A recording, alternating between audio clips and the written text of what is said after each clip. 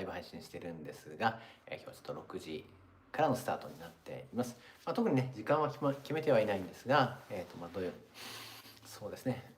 土曜日とか日曜日で、この時間、5時か6時とかに継続できてライブ配信をね継続できたらいいなと、思っています。結構ギリギリでこの、今伊勢のねギャラリーで、ライブ配信をしているんですが、ちょっとカメラのアングルも変えつつ、はい、もうギリギリでちょっと来まして、今日はですね伊勢で伊勢祭りっていうのがあってですね、ここ伊勢市駅、伊勢市駅から徒歩3分ぐらいのところなんですが、ちょっとそこに着くのに、通行止めがあったりとかですね、あとは、ちょうど通行止めじゃないところでも何かこう、なんかこう集団で警察官が止めてですね、なんかやっててですね、ちょっと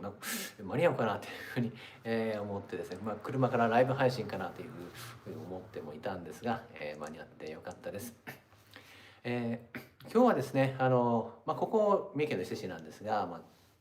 そこから1時間も行かないところですけれど、松阪で、イベントがあってですね、そちらに、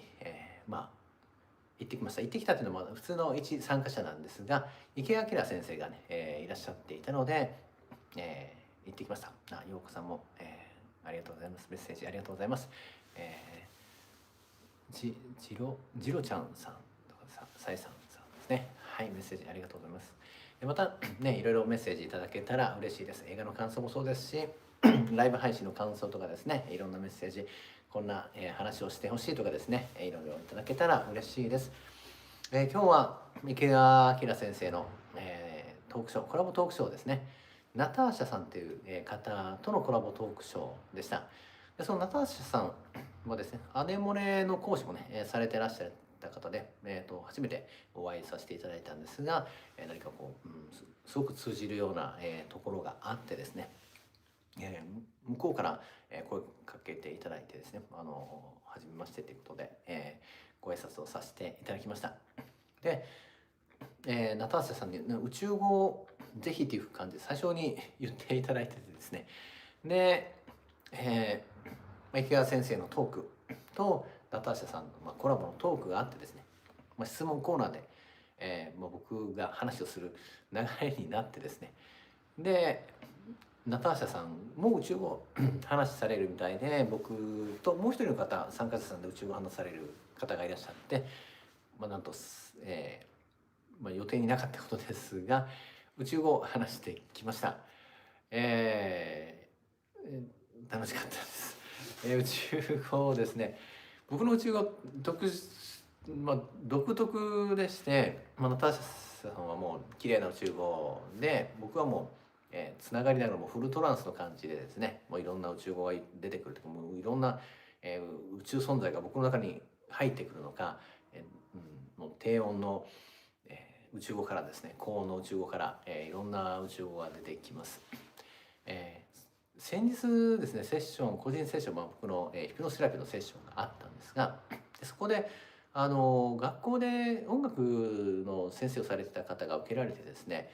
で僕の宇宙語も、そのヒプノセラピーでもオプションで僕のヒプノセラピーも受けていただけるんですが、でその方が受けていただいて、で僕の宇宙語のこの周波数のこともいろいろ言っていただいて、すごく感銘を受けていただいて、で僕の歌うような宇宙語があるんですね。もうそういう宇宙存在がこう入ってくる時があってですね、でそれはなんかカウンターテナーっていうのがあってですね、その、オペラになるんですが、その、男性が、女性パートを歌われるのか、なんかすごく高音で、歌うところがあって、で、その音楽の、先生だった方が、私はもう音楽の専門で、はっきり言い切れます。ミキさんの先生の、僕の、宇宙語ですけど、それはカウンターテナーですって言い切って断言できますっていうふうに言っていただいてですね、不思議でした。僕が、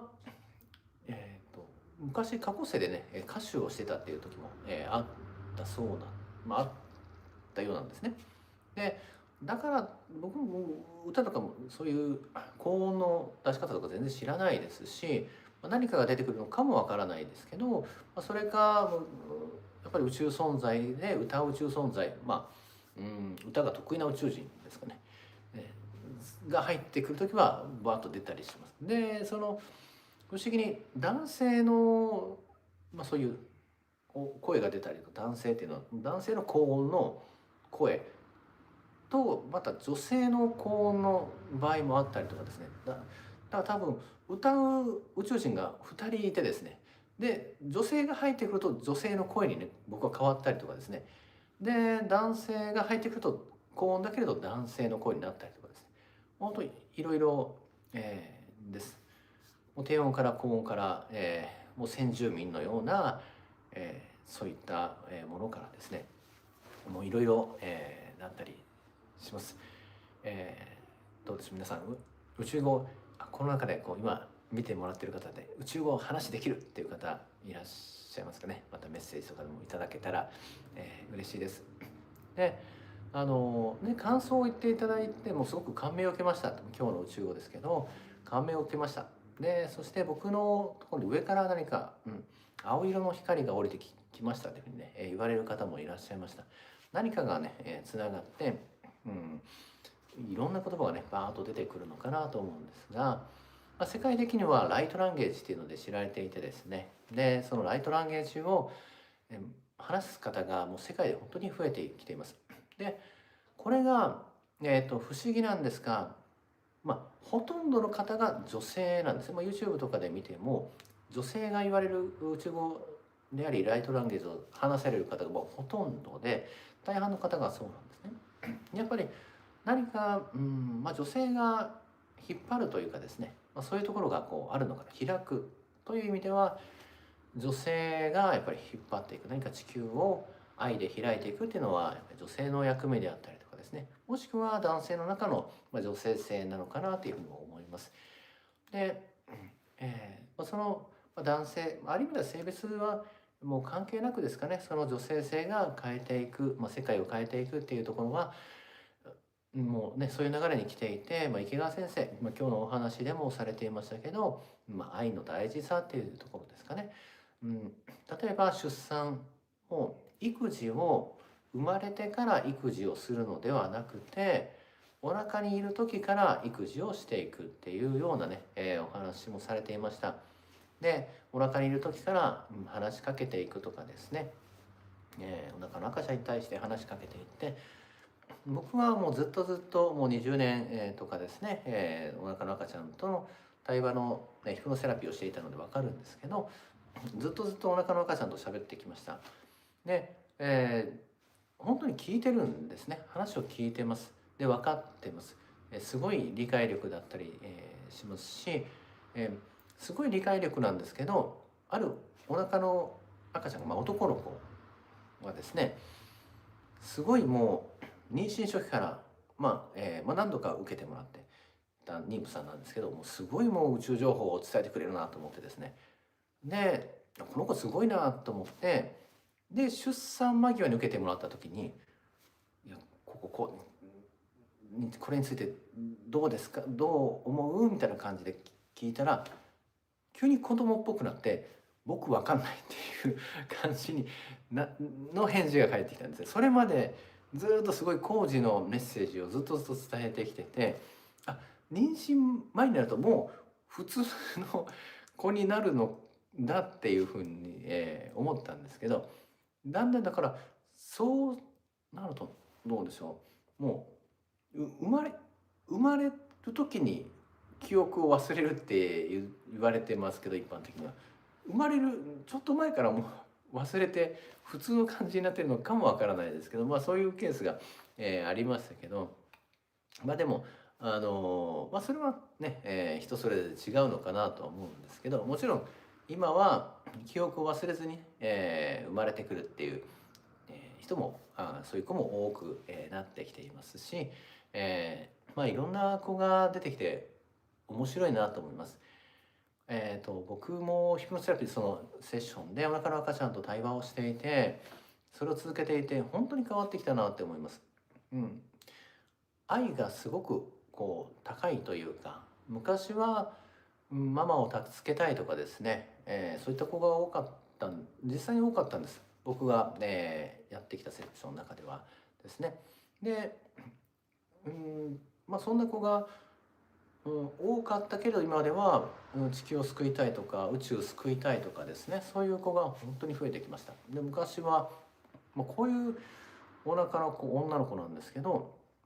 ママは私がいないとダメなのっていうなんか上からな感じの子もいましたけど、ママは、私がいないと、ダメだから来る、助けに来るっていう感じですかね。助けに来るっていう感じなんですけど、すごく上からな感じの子でしたけど、いろんな個性があって面白いです。中の、このメッセージって本当に、もうすごく勉強になりますし、もう愛で溢れてますし、本当に僕の中でお腹の赤ちゃん、映画の中愛の星の中でもいつも妊婦さん、そうですね、ここで募集してもいいかもわかんないですね。もし、周りで妊婦さんいらっしゃって、で次4作目わからないですけど、妊婦さんのセッションが入るかもしれないので、受けてみたい、この人いるっていうのを紹介してもらえたら、どこにメッセージもらったらいいのかわかんないですけど、映画の公式サイトからメールのアドレスがあるので、そこに、こんな妊婦さんいますっていうふうにね、言っていただけたら、嬉しいです。僕は毎回、3作目までですね、お腹の赤ちゃんからのメッセージ内容として盛り込んでいるのは、本当に特別なメッセージを伝えてくれます。で、それ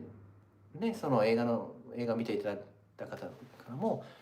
お腹の赤ちゃんからのメッセージに感動したっていう、メッセージ本当にたくさんいただきます。もしよかったら、もうこういったことを初めて言います。4作目、どんどんもうなんか、作っていくっていう流れなんだなと思います。もう上からもうね、そういうふうにも、来ます。なので、初めて、募集でもうまさかこういうところで、ここで、言うとは思わなかったんですが、あとはですね、その池谷先生と来月ここでですね、11月の16日の日曜日なんですが、伊勢のギャラリーで、僕と池谷明先生のコラボトークショーがありますので、よかったらぜひ、来ていただけたらと思います。で、今日その真っ坂の会場からも行きますっていう感じで結構、たくさんお声いただいたので、そんなにちょっと入れる、スペースが、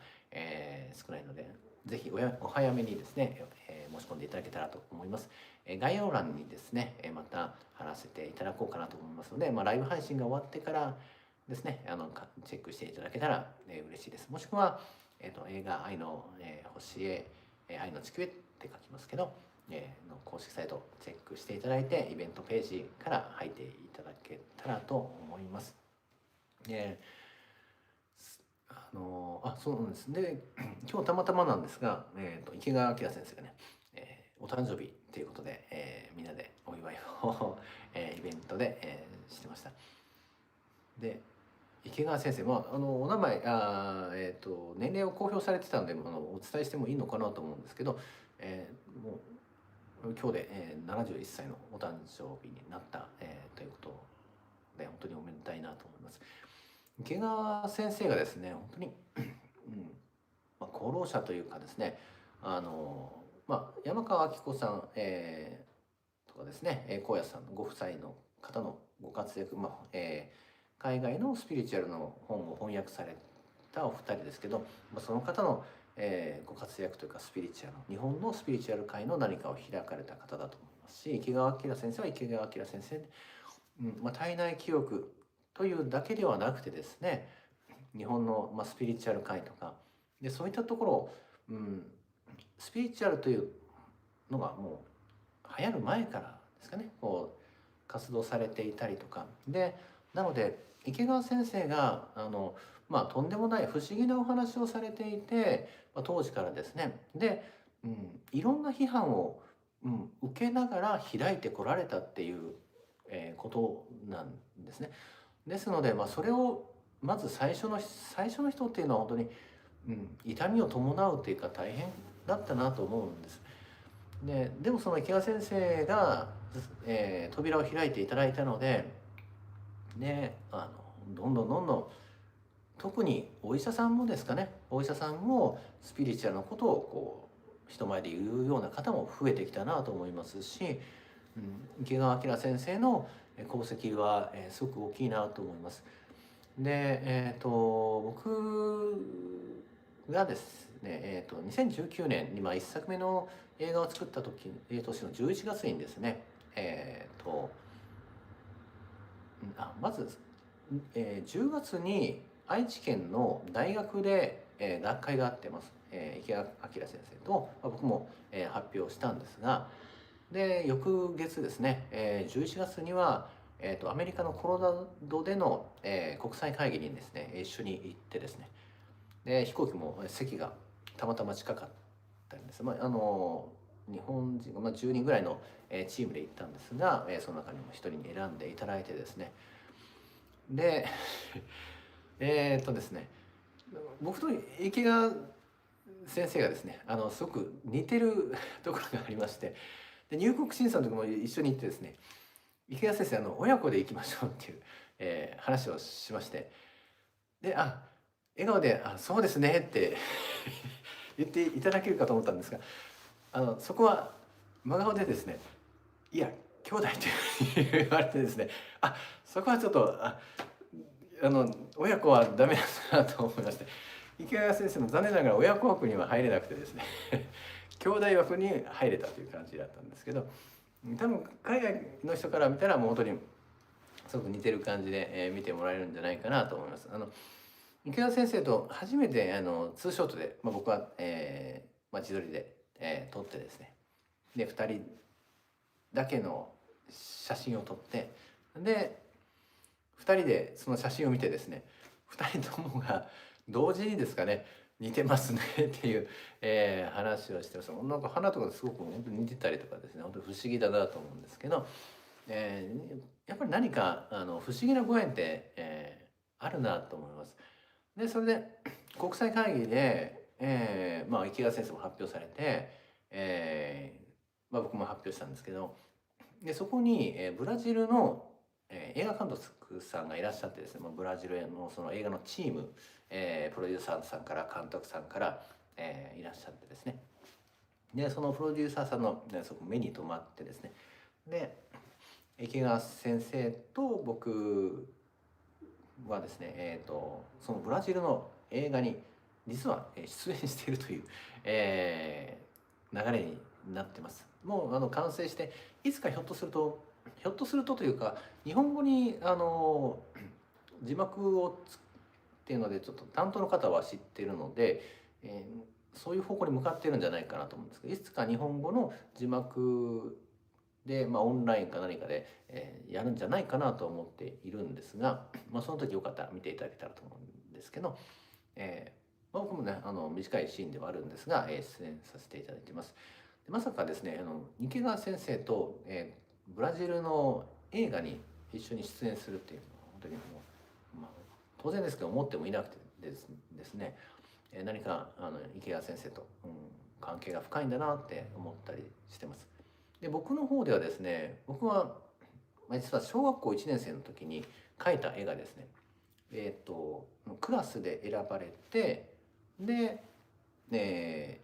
学年で選ばれて、でその当時はね三重県の津市にいたんですけど、で津市で選ばれて、で津市の姉妹都市のブラジルのオザスコ市っていうところがあってですね、で、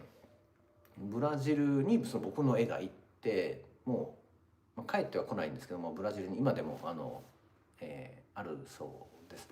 でやっぱりそのブラジルの流れとかもね、本当に不思議だなと思います。なんかあるんでしょうね。その私たちって何気なく過ごして人生ね進んでいるようで、実は見えない存在にやっぱり動かされてるんだなっていうところ思うんですね。もうそれしかないというかですね。で池川先生とのご縁も不思議ですよね。でたまたまこう会ってお会いして、たまたまではないですけど、もうたまたまといえばたまたまというか、そのね日本、にも1億、もう2000万人とかいて、で偶然ではないですよね、出会って一緒に、アメリカのコロラドに行って国際会議に出たりとかですね、ブラジルの映画に出演したりとかですね、映画に出ていただいたりとか、もう本当に不思議な流れが、あるなって、思ってます。皆さんでもそうじゃないですかね。で思い返すと、不思議な流れで今来ているとか、この人と出会ったのも何か、必然、偶然じゃないっていうふうに感じたりとかですね、そういうのってやっぱりありますよね。ね、だから何でしょう、そういう流れになってる時はやっぱり思考がなんか外れていて、その流れで、宇宙とつながっているというか、宇宙の流れで何か、来てるっていう、感じだったりするので、何度かライブ配信でもお話ししましたけど、できる限り思考を外していく、感じるまま動いていく、そこに怖さとかあるかもわからないですけど、それも受け入れて、解放していくというか、流れのままで何か進んでいってもういいんだなって思います。もうどんどんね、地球が軽くなってきてますし、その流れで進んでいくと、どんどん私たちが本来行くところに行くなと思います。で、今日もね、池川先生のお話もやっぱり愛のお話も多かったんですけど、私たちのね、中にある何か愛を、開いていって、で、それを子どもたちにね伝えていったり、私たちのその大人の役目っていうのは大きいかなと思います。これからの子どもたちが、どういう方向に行くのか、やっぱり大人が、当然その舵取りというか、その自然の意味でもそうですよ。今お子さんたちは地球環境を大きく変えれないかもわからないですけど、私たちが何か変えれる、もう変えれる可能性というか、やっぱり大人が変えていったりとかですね、子供に伝えていったりとか、子供に自然を残していくとかですね、そういったところ、大事だなと思います。明日多分ですね、YouTube で明日アップするの回がですね、この間のつい先日のヒプノセラピーのセッションでの話なんですが、植物からのメッセージの内容になっています。でぜひ見ていただけたら嬉しいなと思うんですけど、もうそこの僕が話をして、終わった後ですね、涙するっていう、なので涙をするシーンはね、YouTube には映ってないんですが、2本撮りで撮ってですね、2本目の時には目が赤くなってたりします。ちょっと楽しみにしていただけたら嬉しいなと思いますし、本当にもう子どもたちの愛、で動物たちの愛で植物の愛、本当に、すごいなって思います。で植物の愛については話しようとするとぐっとこの間のが込み上げてきて泣きそうになるので、ちょっと、そこの話題は、変えた方がいいかなと思うんですけど、最近もう何でしょう、どんどん開かれていくとですね、すごくこう、涙が出やすくなるっていうかですねどんどん、もう感受性が強くなってるなと思います。もう子供の頃の感覚になっていくのか、それよりも何か、開かれていくような感じを受けてます。宇宙語もそうなんですけど、本当に不思議です。僕の中になぜね宇宙存在というか見えない存在がたくさん入ってきて、ですね、メッセージもありがとうございます。未来ある子供のために、ゆきさんですね。はい、ありがとうございます。で私たちがやっぱり植物のためにとか、子供たちのためにとか、もっともっと何か意識していく、意識を向けていくとか、大事だなと思います。人って自分の体を永遠に持つことはできないですよね。いつかは、この肉体を脱いでいく。じゃあその時に何を残せるかっていうのはすごく大事だなと思います。私たちがね、未来に、何を残せるか、僕は、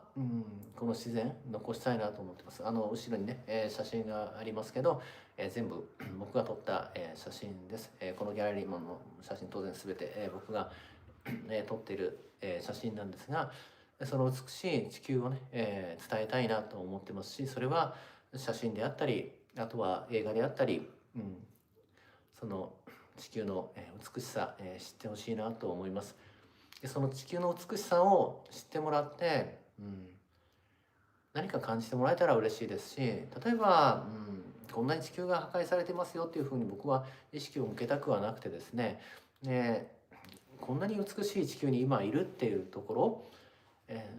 そこに意識をね向けてもらったり何か感じてもらったら、嬉しいなって思います。たくさんの、工事の宇宙存在たちと話をしてきました。で宇宙存在たちが言うんですけど、地球が美しい、本当に美しい、惑星、星であって、それをねやっぱり私たちが、地球の中にいると忘れがちかもわからないですけど、もう本当に奇跡の星だと思います。奇跡の惑星、偶然こんなに綺麗っていうわけではなくてですね、あの前もねライブ配信でも言ったことではあるんですが、ここから見ると地球から見ると月、美しいかもわからないですけど、じゃあ実際に月に降り立ったらですね、地球とどっちが美しいかって言ったら、やっぱり地球の美しさのレベルってもう群を抜いているというか、もう比べれないと思うんです。月に降り立った美しさと、地球の美しさ、こんなに美しくてこんなに奇跡の、惑星、それをやっぱりなんて言うんでしょう、それを、もう一回思い出すっていうか、もう一回思い出すっていうのはやっぱり全ての人が地球が良くて生まれてきてるんですね。それは地球が美しいからとかいろんな意味があると思うんですけど、その地球の美しさを、やっぱりまた知ってもらって感じてもらって、またね4作目の映画では、どこの自然に行こうかね、決めてはいないんですけど、またいつかね、そういった情報が宇宙から降りてくるなと思います。自然を感じて、撮影に、行けたら、嬉しいなと思ってます。でそこで、海外であろうが国内であろうが、お金を抑えるために、国内限定とか、そういうふうにもしたくないなと思ってます。宇宙に、開いてもう僕を連れて行くところに、どうぞ連れて行ってくださいというような感じで、います。で、そこでね今選べるほど全然その予算があるとかっていうわけではなくてですね、毎月、どうしようか、支払いどうしようかっていうような状況で、います。皆さんのね、ご支援、映画のエンドロールでのご支援とか、クラウドファンディング、などからですね、ご支援いただけたら嬉しいですし、オンラインショップでですね、水晶を扱って販売もさせていただいていますけど、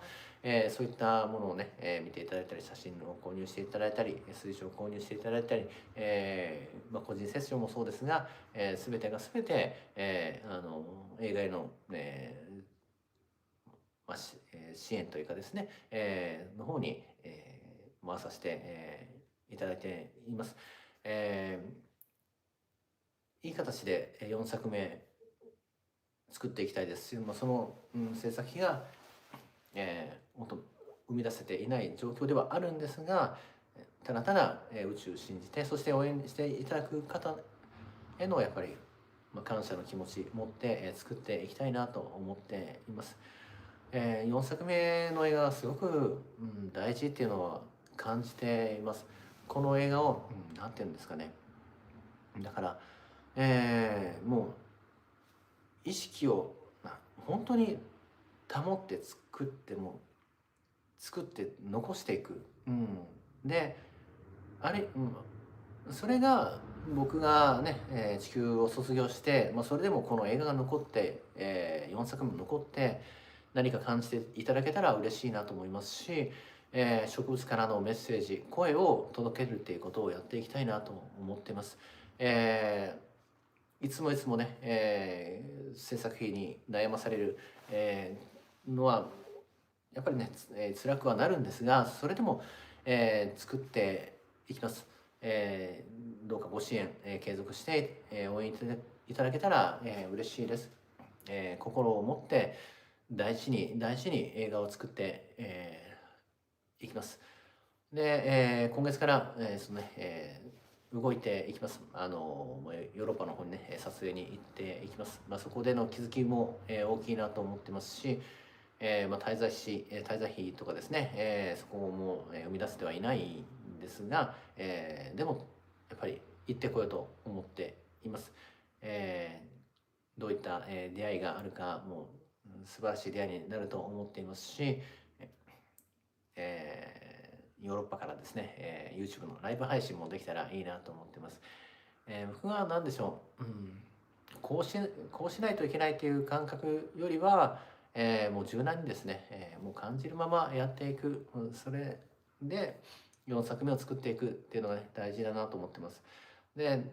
僕が、柔軟で、心を開いている状態で、そうすると植物が何か言ってきたりとかですね、植物の精霊が僕を呼んだり、僕を動かしたりとかですね、人を連れてきたり、僕が、出会う形になったり、僕が、どっかに撮影に行こうっていうふうになったり、それが、山かもわからないですし、どっかのね、もう海外かもわからないし、日本かもわからないし、まだ決めてはいないんですが、必要で全てが必要で起きて必要な映画が、作れるというふうに、確信しています。継続して応援していただけたら、嬉しいなと思います。ずっとずっと残る映画、そして、大事にたくさんの人に大事にしてもらえたら、嬉しいなと思います。映画今ね、1作目、2作目、配信継続しています。ぜひ、定期的に見ていただいて、こう何か、感じていただけたら嬉しいなと思いますし、その映画を見せたい、伝えたい、知ってほしいという人にシェアしていただけたら嬉しいなと思います。あとはですね、一つお知らせではあるんですが、今月の18日ですね、ここで伊勢のギャラリーでワークをします。これはオンライン配信もあるんですが、今度はですね、僕のその映画制作費をまず何とかしないといけないというのもありまして、テーマがお金の神様との対話っていうテーマであります。で、誘導で、お金の神様とこう皆さんをつなぎしたりとかですね、あとは3作目の映画に出ていただいている松本純子さん、に受けていただいて、その方にお金の神様とつながってもらって、僕が直接お金の神様にいろいろインタビューしていくっていう、内容が入っています。なので、どんな内容になるのかすごく楽しみです。間違いなく聞くのが、映画制作費どうしたらいいですかっていうのをお金の神様にね、質問していくかなと思うんですが、それもライブ配信で、オンラインで見ていただけますし、伊勢のギャラリーにね、直接そのお金の神様のエネルギーを感じてみようっていう方はですね、ぜひぜひ、まだ申し込みいただけますので、お越しいただけたらなと思います。で、あとはですね、11月の15日、池田先生の前日なんですが、同じくワーク、まだちょっとね、未定ではあるんですが、スペシャルなワークをね、考えていますので、その15、16の、特別な、ワークと池川先生のトークショーもね、来て参加していただいたり、池川先生のちょっとオンラインはね、予定はないんですが、ワークはオンラインで見ていただけますので、そちらも見ていただけたら嬉しいです。あとはですね、YouTube でありますメンバーシップですね。こちらが僕の、オンラインサロンになるんですが、そちらで、この後ですね、誘導していきます。誘導の弾き語りで、シンセサイザーの弾き語りでですね、誘導、もうその時に出てくる言葉がどんどん出てきて、必要な誘導が行われていきます。ぜひメンバーシップの方もね、入っていただいて、その全てがですね、映画の方への応援にも、費用的にもなりますので、嬉しいなと思います。僕ももっともっとねお金を実際生み出せるように、なっていかないといけないなと思いますし、映画を作っていくっていうのは、機材も含めてね、なかなか、生半可な気持ちでは、できないですし、本当にヨーロッパへの撮影もそうですけど、費用がもういろんなとこ行ったりしますし、たくさんかかってきたりします。ご支援いただけたら嬉しいなと思います。またYouTube の方でもですね見て、いただいて、見ていただく方がいて本当に頑張れるっていう、気持ちもより湧いてきたりしますので、チャンネル登録とかですね、あとは高評価とか、あとコメントとかもね、いただけたら嬉しいなと思います。あとは最近の YouTube のシステムでは、ハイプっていうのが、なんか高評価よりいいっていうのが、あってですね、それもしていただけたら、嬉しいなと思います。こうね、見ていただける方本当に、ライブ配信で見ていただいている方本当に嬉しいです。何か、僕が変わっていく感じがします。いつもよりもなんか気持ちはゆったりした感じでライブ配信をね喋っているんですが、どんどん、ライブ配信がすごく楽しみなんですね。で今日も、ライブ配信の1分前とかになってまたこの時間だと思って楽しみだなっていうふうに思ってですね、どんどん何か僕が映画制作もそうですし、こういったライブ配信もそうですし、どんどん楽しめる自分になってきているなっていうふうに思います。これは一つ僕の成長かなというふうに思っていますし、映画を作る時はいろんなことがやっぱりあるんですが、全てが全て、自分を変えてくれるというか、必要なことが起きて必要な成長させてくれて、作るたびに、人として、成長できているっていうような感覚を受けます。感謝の気持ちがどんどん、強くなっていき、いいのかどうかはわからないんですが、トークで込み上げて泣きそうになるっていう、のがあってですね、今までは人前で泣いたことがないんですね。泣かないようにもしてですね、3作目の、公開日とかでもですね、もう拍手をすごい盛大な拍手いただいて、もう感動して泣きそうにはなるんですが、でもこらえるっていう、ところがあるんですが、最近も YouTube のトークですら危うい感じになって、いたりとかですね、いつかライブ配信でも、涙流す時があるかもわかんないですけど、それぐらいなんでしょう、その生きている奇跡っていうのをすごく感じています。毎日毎日ですね、人との出会いもそうですし、本当に全てが奇跡の連続だなって思います。こんななんでしょう、ありがたいことはないなって思いますし、その地球に来ていることを、こんなに美しい星に来ているっていうことを、すごくありがたいなと思います。例えば今ほっとね、月に行ったとして、月で住める、じゃあ一生あなた、酸素とかねそういうのが大丈夫だったとして、じゃあ住めますよって言われてもやっぱり住みにくいというか、精神的に参ってしまうんじゃないかなと思います。やっぱり緑があってとかですね、水があってとか、空気があってもそうですけど、すごくすごく奇跡なところに私たちはいるんだなと思います。その何でしょう、だからこそ地球に感謝をするとかですね、そういう気持ちを持っていくだけでやっぱり地球も応えてくれるっていうか、何か変わると思うんですね。地球も生きていて、実際生きているともちろん思っていますし、何か魂を宿っていて、地球は生きていて、その中で私たちが生きていて、私たちがその地球に何か伝えていったり感謝をしたり、それだけで、地球と通じ合えるっていう感じになります。本当にね、母なる大地であり、母なる惑星星、その地球が私たちに、必ず誰かね伝えて、くれると思ってますし、その声を聞くというかですね、そういったところも、大事だなと思います。感謝し得る地球にも感謝、地球がこっちにもね何か感謝することでよりいいものを返してくれるんじゃないかなと思いますし、別に返してもらうことを、希望して感謝するわけでは全然ないんですが、より地球とねいい関係、地球と仲良くなるっていう感じになれたらいいなと思います。そういう感じでですね、今日はまだまだ本当に、ずっと話していたいモードに入っているんですが、この後ちょっとね、誘導もあったり、しますし、また、ライブ配信で、皆さんにお会いしていろんなことをお話しできたら嬉しいなと思います。今日もですね、最後までご覧いただいてありがとうございました。では、失礼いたします。